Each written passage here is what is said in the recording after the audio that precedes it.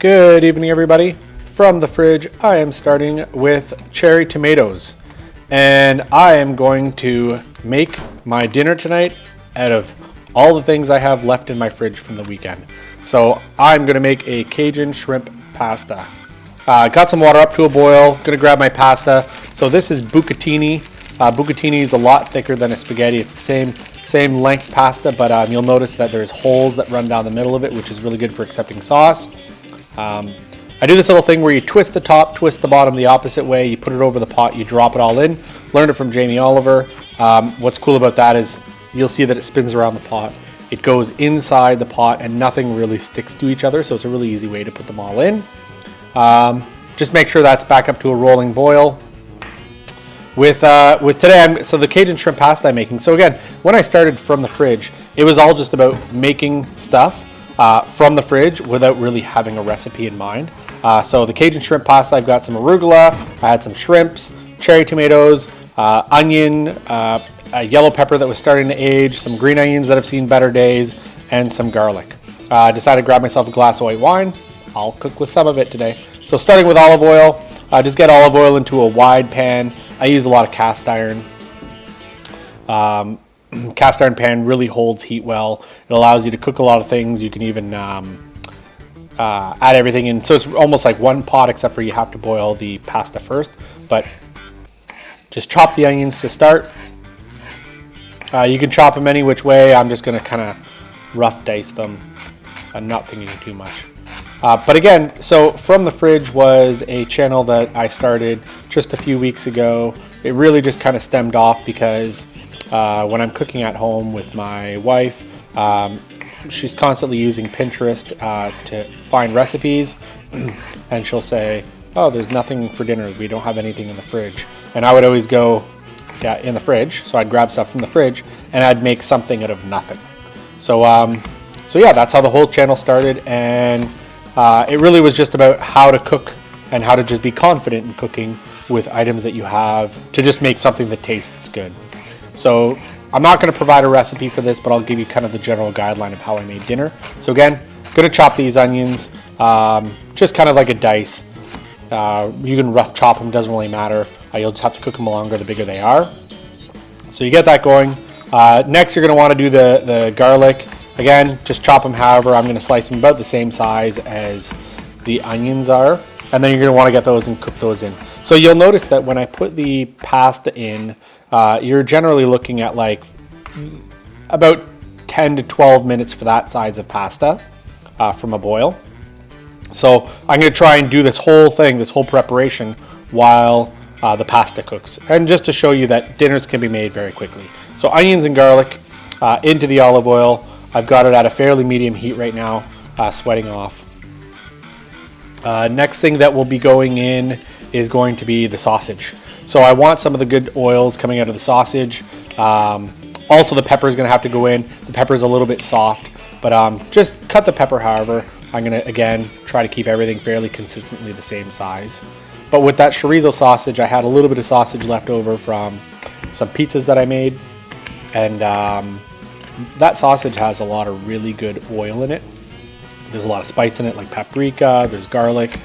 So I want to get that as well into the oil to start flavoring everything. You could use Italian sausage, you could use coined bratwurst, all kinds of things. But again, no recipe here. Just be confident that you're going to make something that tastes good. So just open up that sausage. And again, these sausages are just from the store, but you'll notice that they come with a synthetic casing on them.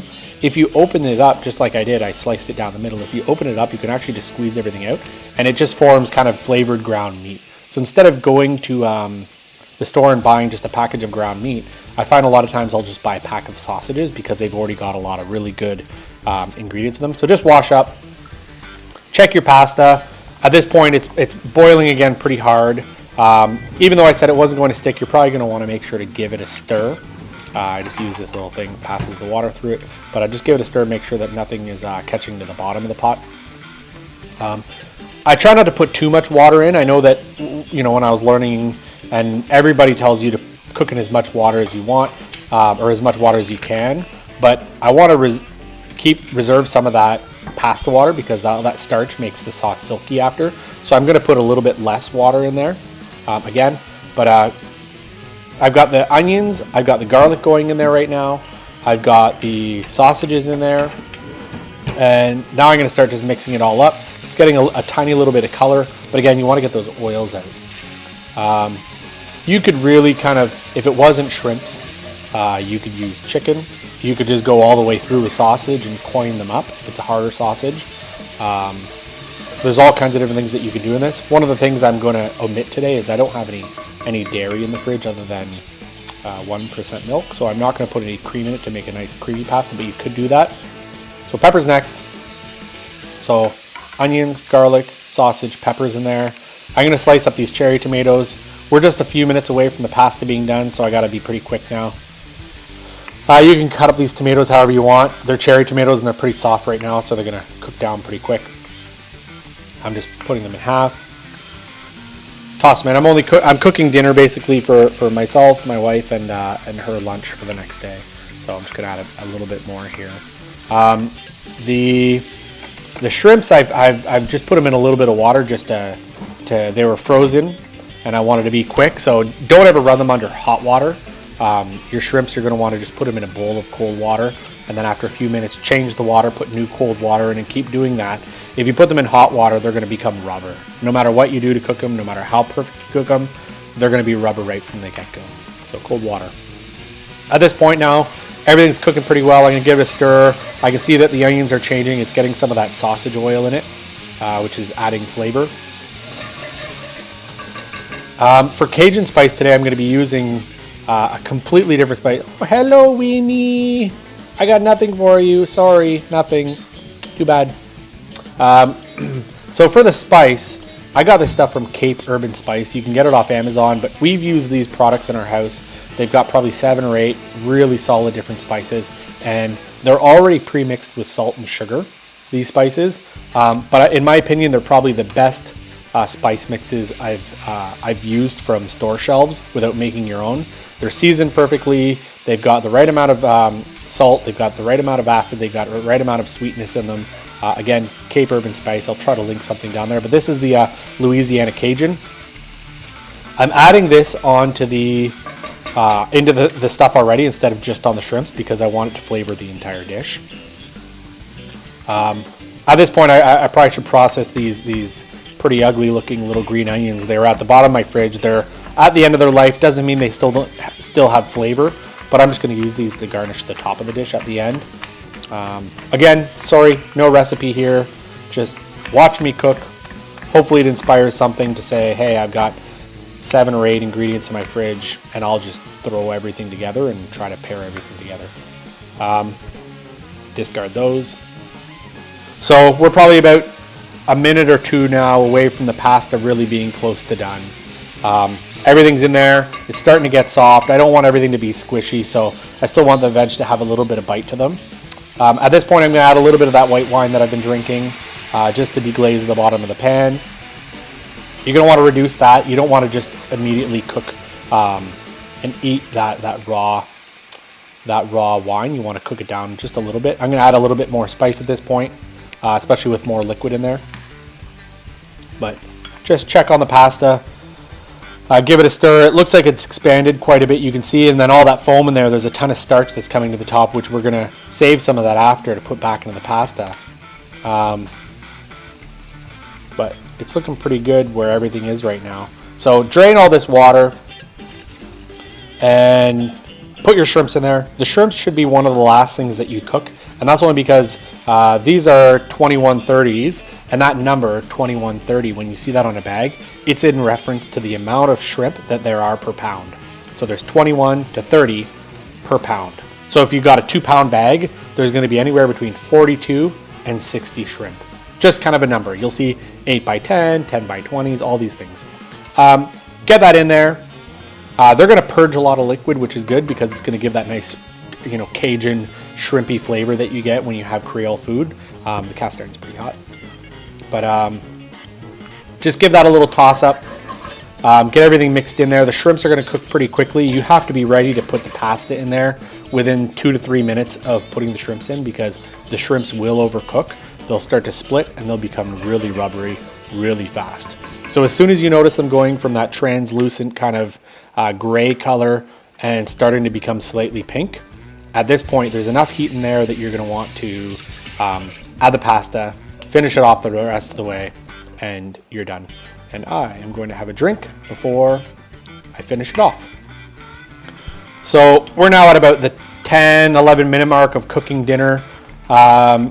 I said that the pasta was going to take about 10 to 12 minutes, and we're just about getting there right now. So just have a little feel. Easiest way to check its doneness is grab a piece out. Don't be scared. You're probably going to burn your fingers with the water, but don't worry.